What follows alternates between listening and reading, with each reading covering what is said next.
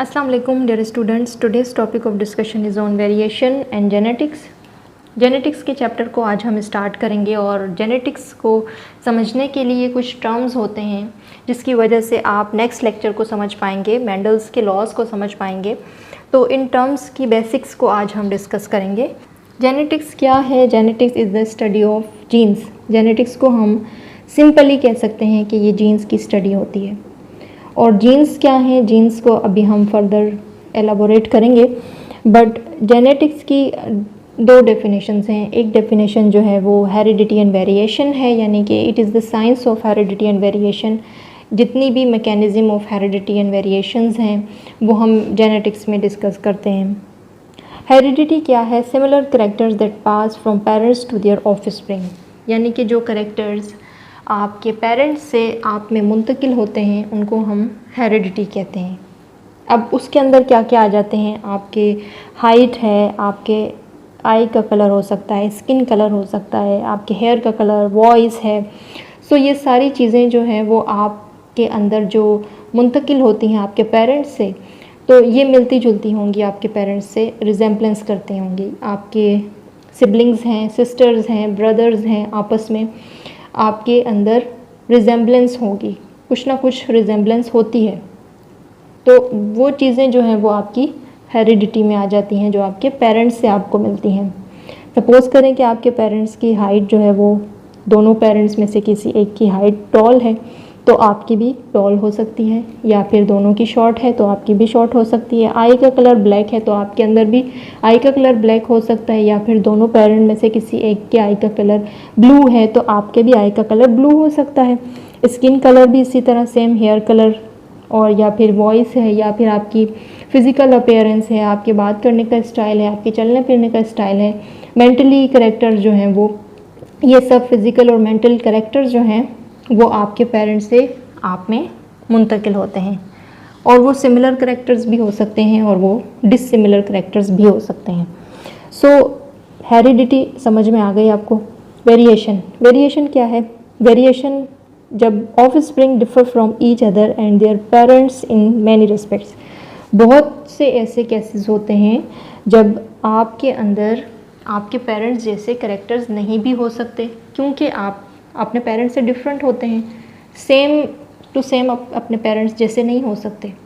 सो जो वेरिएशंस हैं, वेरिएशन कहते हैं चेंज को, डिफरेंस को। आप अपने पेरेंट्स से डिफरेंट होते हैं तभी आप पहचाने जाते हैं। आपके ब्रदर, आपके सिस्टर्स एक दूसरे से बिल्कुल चेंज होते हैं, बिल्कुल सेम भी नहीं होते और बिल्कुल चेंज भी नहीं होते। तो थोड़े से जो वेरिएशंस होती हैं आपके अंदर, उस वेरिएशंस को हम जेनेटिक्स में डिस्कस करते हैं। सो वेरिएशंस और हेरिडिटी क्या है? Both similarity and differences are the part of inheritance. So ये एक इनहेरिटेंस का पार्ट होते हैं। आपकी सिमिलैरिटीज़, आपकी डिससिमिलैरिटीज़ जो आपके पेरेंट्स से होती हैं, वो सब के सब जो है वो आपको इनहेरिटेंस में मिलती है, यानी कि आपको विरासत में मिलती है आपकी सिमिलैरिटीज़ और डिससिमिलैरिटीज़।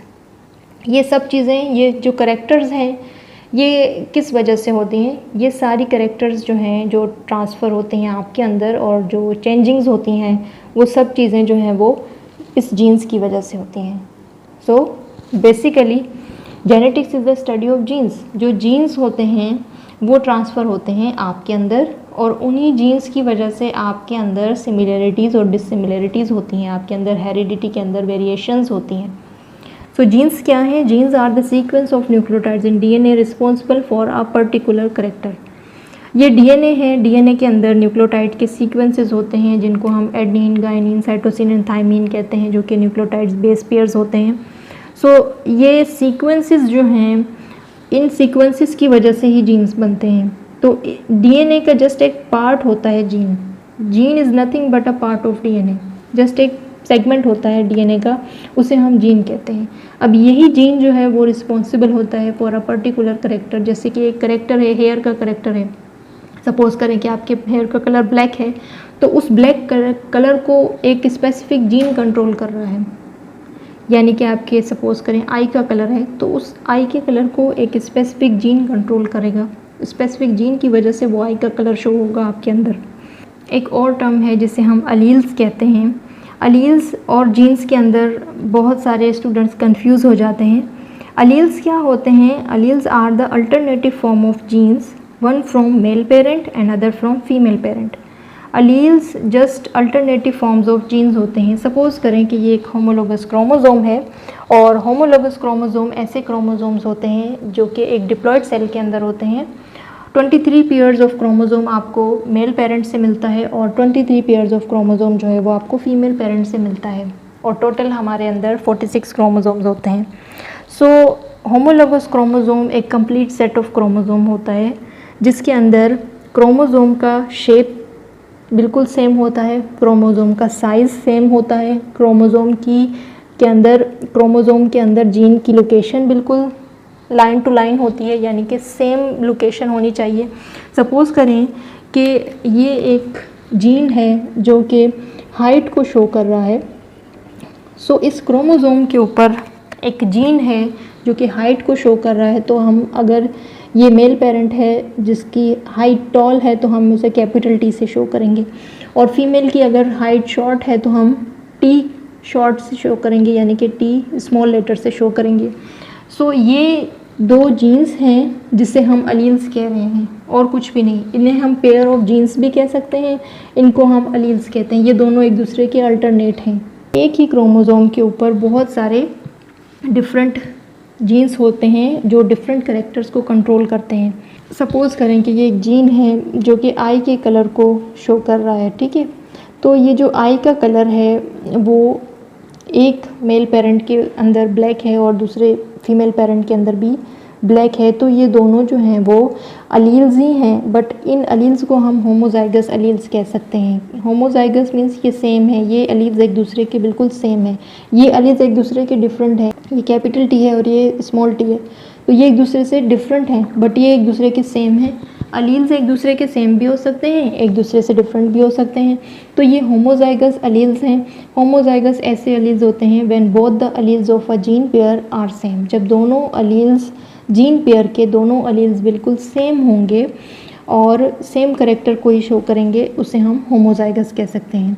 अब इस केस के अंदर और हेट्रोजाइगस कंडीशन जो है वो हम यहाँ पर शो करते हैं। हेट्रोजाइगस अलील ऐसे अलील्स हैं जो एक दूसरे से डिफरेंट हो सकते हैं, तो ये कोई भी ऐसा जीन है जो कि एक पर्टिकुलर करेक्टर को शो कर रहा है। तो ये जो है वो सपोज़ करें कि हेयर कलर है, एक का ब्राउन है और दूसरे का हेयर कलर जो है वो ब्लैक हो सकता है या गोल्डन हो सकता है, तो ये एक दूसरे के बिल्कुल सेम नहीं है, ये एक दूसरे के ऑपोजिट है, तो ये डिफरेंट है। हेट्रो मीन्स डिफरेंट, जाइगस जो है वो जाइगोट से निकला है। तो इनके अंदर जो अलील्स होंगे when the alleles of gene pair are different. एक और कंडीशन है जिसे हम होमोजाइगस रिसेसिव कहते हैं। होमोजाइगस के अंदर दो कंडीशंस आ जाती हैं। होमोजाइगस डोमिनेंट हो सकता है, यानी कि दोनों के करेक्टर शो हो सकते हैं, दोनों के अंदर डोमिनेंट करेक्टर हो सकते हैं, और एक रिसेसिव करेक्टर होता है जो कि दोनों के अंदर बहुत ही कम होता है, जो बहुत कम शो होता है करेक्टर्स के अंदर। सो ये जो नेक्स्ट टॉपिक हम मेंडल्स के लॉ का डिस्कस करेंगे तो उसके अंदर आपको रिसेसिव और डोमिनेंट का बहुत क्लियर हो जाएगा। बट रिसेसिव एक ऐसा करेक्टर है जो मास्क हो जाता है, जो छुप जाता है, जो ज़्यादा डोमिनेंट नहीं होता। तो डोमिनेंट जो है वो हेट्रोजाइगस हमेशा डोमिनेंट ही होगा, आपको याद रखना चाहिए, क्योंकि यहाँ पर जो एक करेक्टर है जो कि डोमिनेंट है और दूसरा रिसेसिव है, हमेशा डोमिनेंट जो है वो रिसेसिव को मास्क कर देगा और डोमिनेंट आगे आएगा। तो ऐसे भी करेक्टर्स हो सकते हैं जिसे हम हेट्रोजाइगस कहते हैं। तो होमोजाइगस जो है वो दो कंडीशन हो जाती है होमोजाइगस की। यहाँ पर हेट्रोजाइगस जो कंडीशन है वो हमेशा डोमिनेंट में होगी। होमोजाइगस डोमिनेंट एंड हेट्रोजाइगस ये दोनों जो हैं वो हमेशा डोमिनेंट ही रहेंगे, यही करेक्टर्स सामने आएंगे। बट रिसेसिव करेक्टर्स जो हैं वो सामने भी आ सकते हैं और ये ज़्यादातर मास्क हो जाते हैं, ये ज़्यादातर शो नहीं भी होते। सो ये जो जीन्स की लोकेशंस हैं, जीन टू जीन जो लोकेशंस हैं, इनको हम लोकस कहते हैं, ठीक है। तो अलील्स की जो लोकेशन है हम उसको लोकस कहते हैं। सो ये जो जीन्स की लोकेशंस हैं इनको हम लोकस कह रहे हैं। होपफुली कि आपको आज का लेक्चर समझ में आ गया होगा, और इस लेक्चर के हवाले से कोई क्वेश्चंस हैं तो आप कमेंट सेक्शन में कर सकते हैं। Thank you so much for watching. अल्लाह हाफिज़।